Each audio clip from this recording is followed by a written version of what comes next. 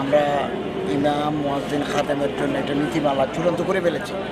কেবল আরেকটা শুনানি করব, আরেকটা কর্মশালা করে, যাতে ওনারা যে সেবা দিচ্ছেন, আমি চাকরি শব্দটা ইউজ করবো না, ওনারা যাতে একটা সুরক্ষা পান, আইনের আওতায় যাতে চলে, এরকম একটা নীতিমালা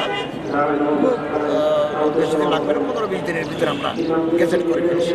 এবং মডেল মসজিদেরও 350 মডেল মসজিদ ওয়ার্কিং ফাংশনিং এগুলো আমরা করে ফেলব। এবং বাংলাদেশে আমরা 11-12 কোটি টাকা জাকাত সংগ্রহ করি ধনীদের কাছ থেকে। এটা খুব বড় অ্যামাউন্ট নয়। 80 ভাগ মনে করেন কুমিল্লা জেলা থেকে যদি 2 কোটি টাকা আমরা কালেকশন করি, 80% আমরা কুমিল্লা জেলায় খরচ করি। এটা জেলা প্রশাসকের নেতৃত্বে ইসলাম ফাউন্ডেশনের কর্মকর্তার মাধ্যমে আমরা গরিব, দুঃখী, অভাবগ্রস্ত, বিধবা, বিপন্ন মানুষের পাশে দাঁড়াই। এটাকে আমরা গিয়ার আপ করতে চাচ্ছি সারা বাংলাদেশে।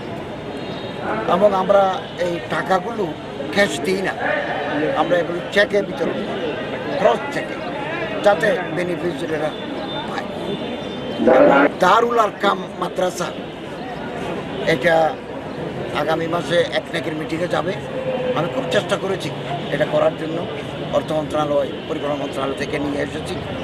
আগামী মাসে একনেক মিটিংয়ে গেলে, এটা পাস হয়ে গেলে আমরা দারুল আরকামের শিক্ষকদের বেতন আমরা ঠিকমতো দিতে পারব।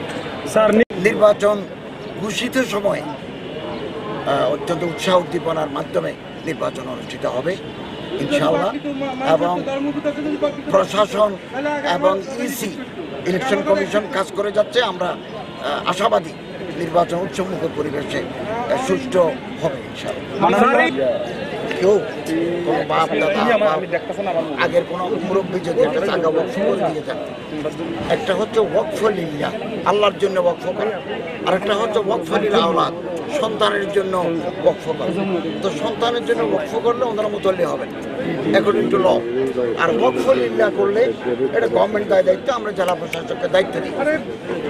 স্পেসিফিক কোনো মামলা যদি থাকে যে ফান্ডে টাকা আছে ইমাম মুয়াজ্জিনদেরকে দেয় না, এটা আমাদের ওয়াকফ প্রশাসন আছে, ধর্ম মন্ত্রণালয় আছে। আপনারা যদি যোগাযোগ করেন তাহলে আমরা এটা জেলা প্রশাসনের মাধ্যমে, আইন শৃঙ্খলা এসপি সাহেবের মাধ্যমে সমাধান করতে পারি।